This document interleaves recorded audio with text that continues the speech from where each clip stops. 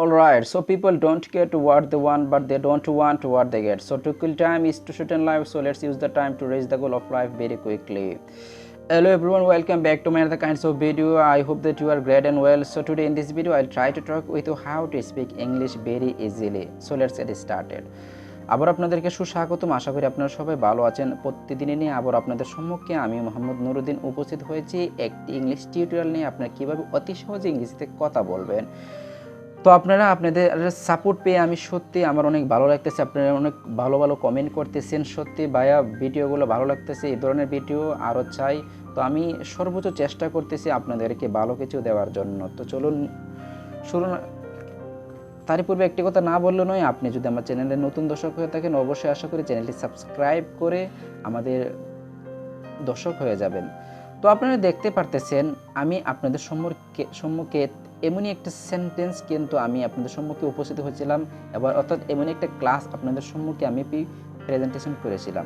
তো এটা হলো এই ক্লাসটির বিপরীত ক্লাস।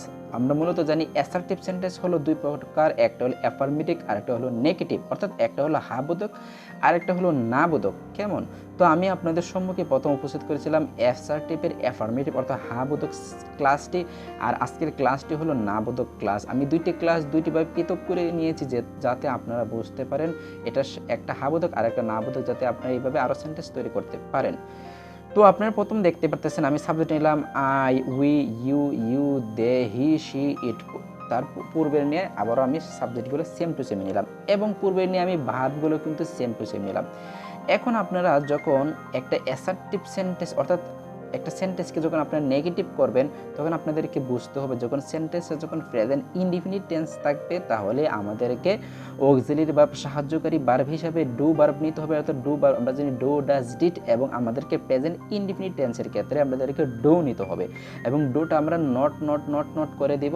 তাহলে আমাদের ক্ষেত্রে আমাদের সেন্টেন্সটা কী হয়ে যাচ্ছে? নেগেটিভ সেন্টেন্স তৈরি হয়ে যাচ্ছে। ওকে, তো আপনারা দেখতে পারতেছেন যেমন আই ডোন্ট গো, আমি যাই না। ওকে, উই ডোন্ট গো, আমরা যাই না। এখন আমি ডোন্ট নিলাম কেন? আমরা জানি প্রেজেন্ট ইনডিফিনিট টেন্স এবং পাস্ট ইনডিফিনিট টেন্সের মধ্যে কোনো অক্সিলারি ভার্ব নাই, আর বাকি 10টা টেন্সের কিন্তু কোনো না কোনো অক্সিলারি ভার্ব আছে। আমরা যখন প্রেজেন্ট ইনডিফিনিট টেন্সে যখন কোনো একটা না বোধক করবো হা বোধক সেন্টেন্সে তখন আমরা ডোন্ট নেব, আমরা ডোন্ট অথবা ডাজ নিব, এবং পাস্ট ইনডিফিনিট টেন্সের ক্ষেত্রে আমরা ডিডন্ট নেব। কেমন? তো আপনারা দেখতে পাচ্ছেন আই ডোন্ট গো, আমি যাই না।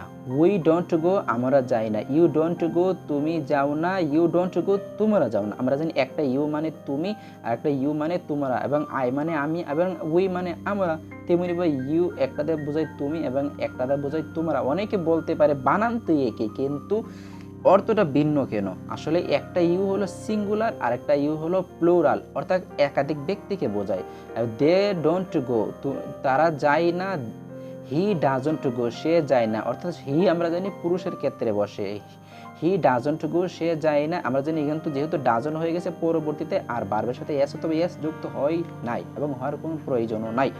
এবং শি ডাজন্ট গো, সে যায় না। ইট ডাজন্ট গো, ইহা যায় না। মাই ব্রাদার ডাজন্ট গো, আমার ভাই যায় না। করিম ডাজন্ট গো, করিম যায় না।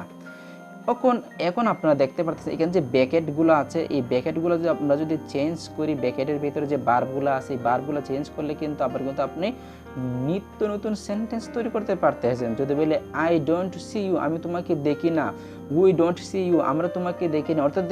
অর্থাৎ সি ইউ এটাই কিন্তু ভার্ব এবং ইউটা হলো অবজেক্ট, আর নিত্য নতুন সেন্টেন্স তৈরি হয়ে যাচ্ছে। বুঝতে বলি আই ডোন্ট সি ইউ, আমি তোমাকে দেখি না। উই ডোন্ট সি ইউ, আমরা তোমাকে দেখি না। ইউ ডোন্ট সি ইউ, তুমি ইউ ডোন্ট সি মি, তুমি আমাকে দেখো না। ইউ ডোন্ট সি মি, তোমরা আমাকে দেখো না। দে ডোন্ট সি ইউ, তারা তোমাকে দেখে না। হি ডাজন্ট সি ইউ, সে তোমাকে দেখে না। শি ডাজন্ট সি ইউ, সে তোমাকে দেখে না। ইট ডাজন্ট সি ইউ, সে তোমাকে দেখে না। My brother doesn't see you, আমার ভাই তোমাকে দেখে না। Karim doesn't see you, Karim তোমাকে দেখে না। অর্থাৎ আপনারা এভাবে সেন্টেন্স তৈরি করতে পারতেছেন।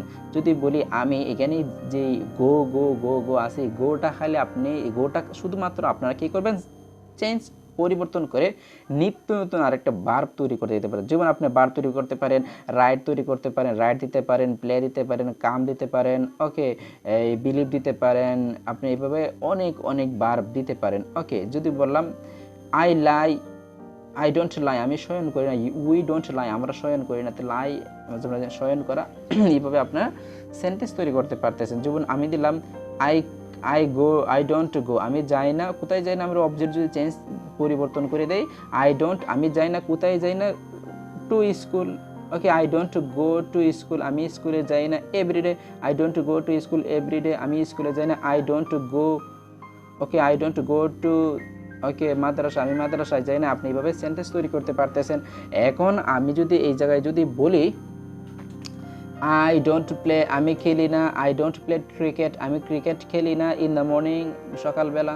ওকে, যদি বলি আই ডোন্ট কল ইউ, আমি তোমাকে ডাকি না। উই ডোন্ট কল ইউ, আমরা তোমাকে ডাকি না।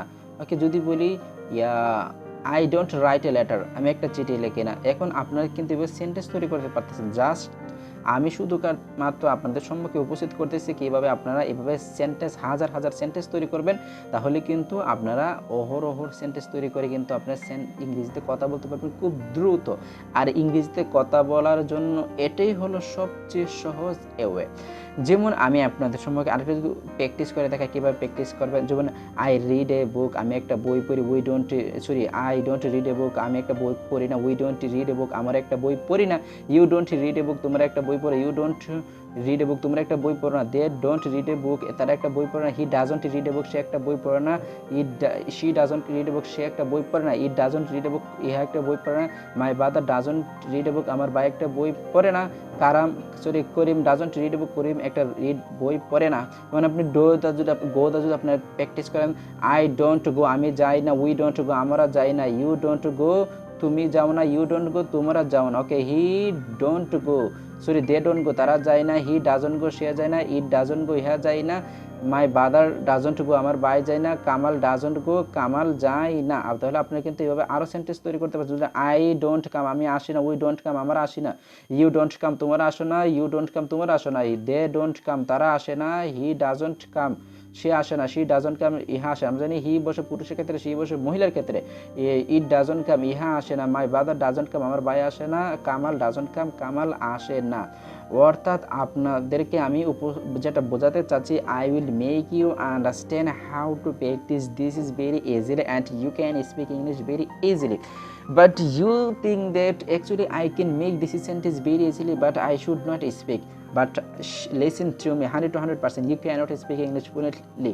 But if you practice this is, and some people think that he is a mad, but on your practice, ওকে, আপনার চর্চা দেখে আরেকজন মানুষ বলতে হবে আপনি একজন পাগল হয়ে গেছেন। এইভাবে আপনাকে প্র্যাকটিস করতে হবে, তাহলে আপনি ইংরেজিতে আরও অনেক দক্ষ হয়ে যাবেন। প্লিজ বিলিভ মি, আমি যেভাবে বলছি এভাবে আপনি প্র্যাকটিস করে দেখেন, তাহলে দেখবেন আপনার ইংরেজি আপনি যত চর্চা করবেন ততভাবে আপনি কি করতে পারবেন, ইংরেজিতে তত দ্রুত আপনি ইংরেজিতে কথা বলতে পারবেন। আপনার চেষ্টা করবেন এগুলো প্র্যাকটিস করে আপনার সাথে পার্টনারকে এগুলো শেখানোর জন্য শিখায়ে আপনারা কী করবেন, দুজনে প্রেজেন্টেশন করবেন।